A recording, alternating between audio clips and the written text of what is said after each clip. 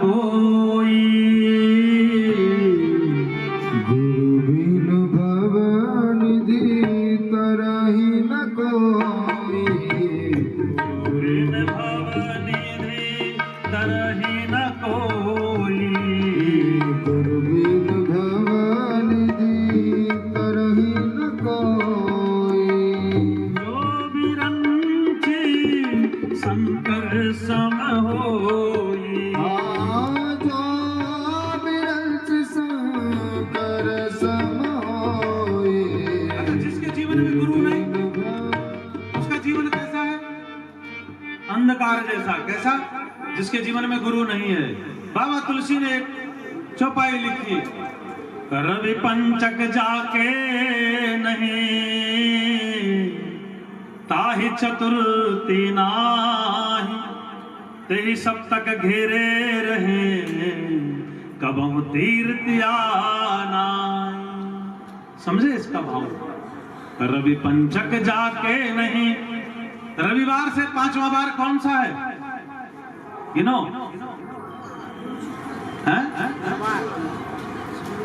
गुरुवार। रवि पंचक जाके नहीं। जिसके जीवन में गुरु नहीं है, रवि से पांचवा बार गुरु पढ़ता है। क्या पढ़ता है? रवि पंचक जाके नहीं, ताहि चतुर्थी नाही। क्या पढ़ा? चौथा बुधवार। उसके जीवन में बुद्धि नहीं आती। जिसके जीवन में गुरु नहीं, उसके जीवन में बुद्धि नहीं।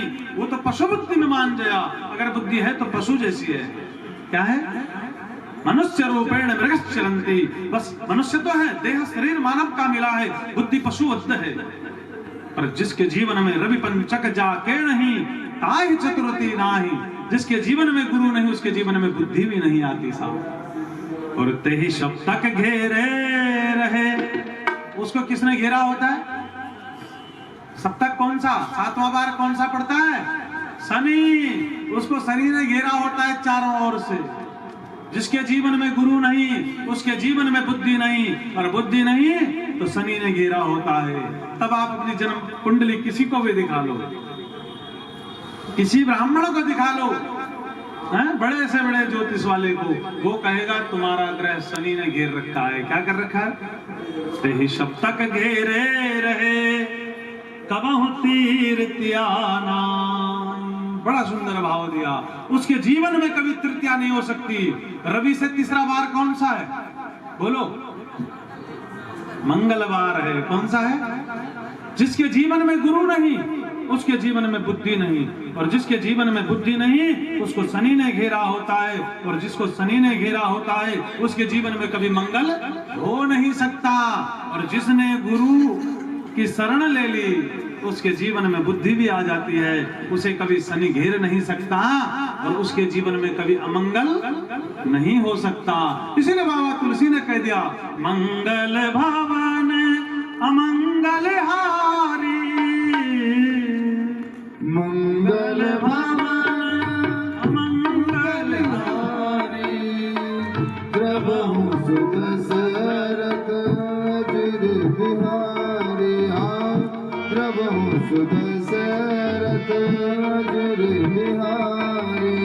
मंगल भवन अमंगल हारी। मंगल भवन अमंगल हारी।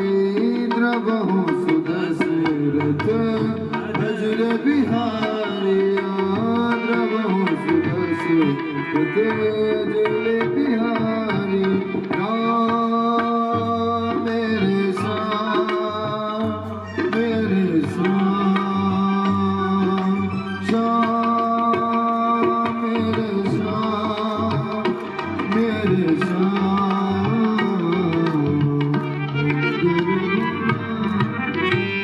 तो गुरु की महिमा है साहब। क्या है? गुरु बिन भवनिधि तरहि न कोई, जो बिरंच शंकर सम होई। जिसके जीवन में गुरु नहीं, उसके जीवन में क्या है? गंगा से उसकी यात्रा प्रारंभ नहीं होती। उसके जीवन में तो तमसा से प्रारंभ होती है। तम माने अंधकार। गुरु के बगैर जीवन कैसा है? अंधकार जैसा। कैसा? अंधकार जैसा। इसीलिए जीवन में गुरु होना परम आवश्यक है। गुरु कृपा होती है, हैं? बच्चा जब जन्म लेता है तो उसकी पहली गुरु माँ हो जाती है साहब, और फिर जो ये जीवन की यात्रा चलती है, इस जीवन में सदगुरु नहीं, गुरु दीक्षित नहीं। शास्त्र कहते हैं जिसने गुरु दीक्षा नहीं ली, दान यज्ञ जब तप करता है तो उसको भी उसका संपूर्ण फल नहीं मिलता। गुरु की बड़ी महिमा है। अग्नि गुरु दूजेति नाम, वर्णानाम ब्राह्मणा गुरु, पति रेखा गुरु स्त्रीणाम, सर्वस्व व्यागता गुरु। अग्नि गुरु दूजेति नाम, ब्राह्मण का गुरु अग्नि है साहब, और संत जो होते हैं वो अग्नि के समान होते हैं, इसीलिए तो लाल वस्त्र पहने हैं। क्या पहने हैं? अग्नि जैसा। अग्नि गुरु दूजेति नाम, और वर्णानाम ब्राह्मणा गुरु, और चारों वर्ण का गुरु अगर है कोई है तो ब्राह्मण है। और पति रेखा गुरु स्त्रीणाम, स्त्री का कोई गुरु है तो उसका पति है। सर्वस्व व्यागता गुरु। और जो धर्म शास्त्र की नहीं मानता, शास्त्र के अनुसार हमारे जो 18 पुराण हैं, 4 वेद हैं, इनके विपरीत जो जाता है उसकी कभी सदगति नहीं होती, उसकी दुर्गति हो जाती है साहब। क्या होती है? दुर्गति। इसीलिए साहब गुरु के बिना जैसे रात्रि का आनंद कब है? जब चंद्रमा हो और आसमान में तारे हो, तो उस रात्रि का अलग ही आनंद आता है। आप लोग करते हैं ना पूजा, पूर्णमासी का व्रत, बिना चांद की पूर्णिमा कैसे लगेगी? पूरा बादल आ जाए, घनघोर अंधेरा, फिर आपका जो व्रत है उसका जब आप जल चढ़ाएंगे, दूध चढ़ाएंगे तो कैसा लगेगा? बिना चंद्रमा के दिखाई नहीं दे रहा है, अतृप्ति रहेगी। क्या रहेगी?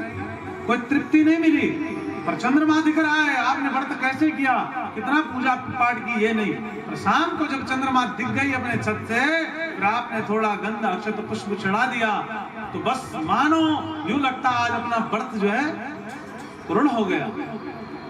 और ना आए, दिन भर आपने भजन किया, पूजा पाठ की, दिखाई नहीं दिया, तो अतृप्ति सी रही। पूजा तो करोगे, अतृप्ति सी रह गई। ऐसे ही मानव जीवन की यात्रा में आप आए और यहाँ आकर गुरु दीक्षा नहीं ली, गुरु की शरण नहीं ली, अपने जीवन में गुरु नहीं बनाया, तो फिर गुरु के बिना ये जीवन क्या है? अंधकार है, हैं? गुरु के बिना जीवन अंधकार है।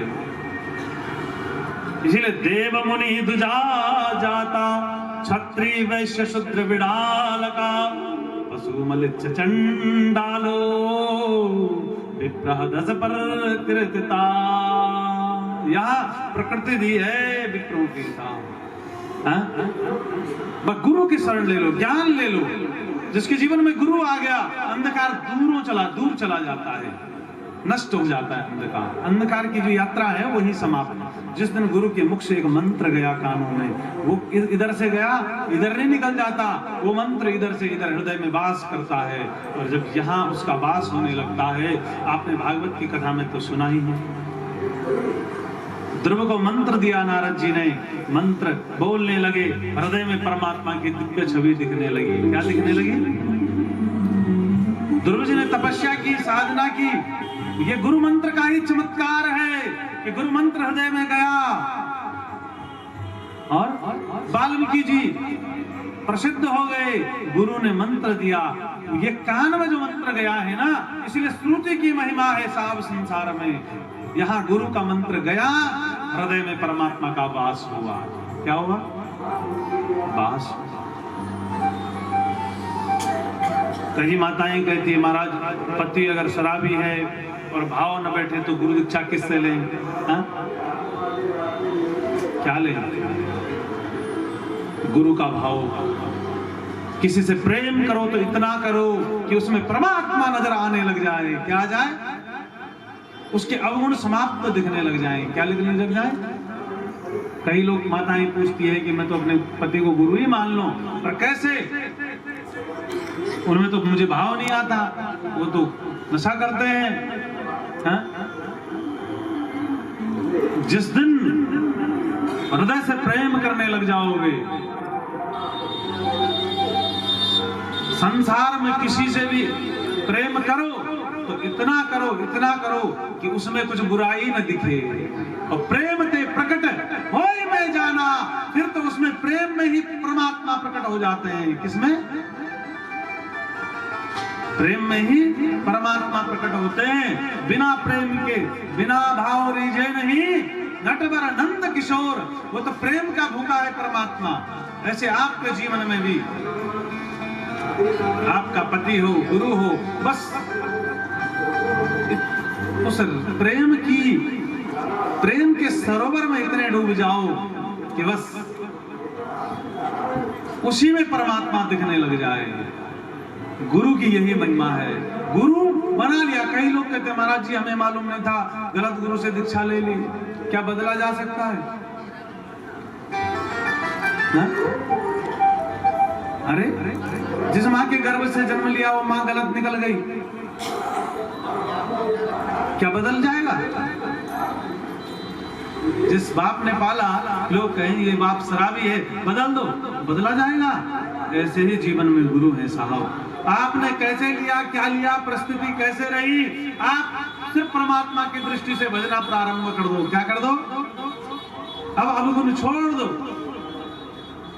प्रेम इतना करो कि समर्पण, प्रेम का भाव, और जहां प्रेम होगा वहां मेरा गोविंद प्रकट हो जाता है। क्या हो जाता है?